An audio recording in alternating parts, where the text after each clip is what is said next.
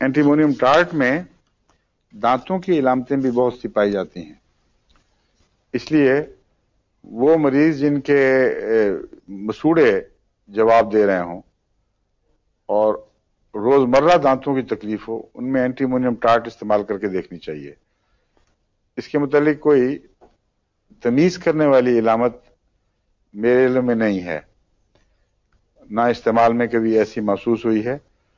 बाज दफा दांतों के अमराज की तशखीस तमीज के तौर पर बहुत मुश्किल होती है। उसके लिए मैं तो अब तक यही करता रहा हूं कि आमतौर पर जो मसूड़ों को ताकत देने वाली दवाएं हैं या खास दवाएं जिनका दांतों से गहरा ताल्लुक है, उनको कभी तफाकन एक के बाद दूसरी इस्तेमाल कर लिया। कभी बाज दवाओं में नुमाया अपनी जाती इलामत पाई जाती है, मसलन हमल के जमाने में दांत में दर्द हो तो मैग्नीशिया कार्ब का उससे गहरा ताल्लुक है, मैग कार्ब।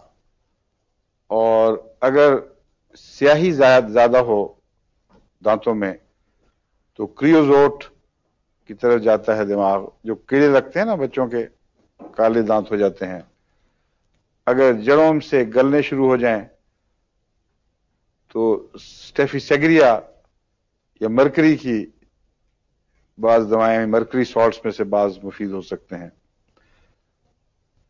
तो चंद पहलुओं के लिहाज से दांतों के मर्ज पहचाने जाते हैं, मगर ज्यादातर वो मर्ज पहचाने जाते हैं जिनका दांतों की हड्डी से ताल्लुक या दांतों के छिलके से ताल्लुक हो। मसलन कैलकेरिया फ्लोर है, उसका भी ताल्लुक है।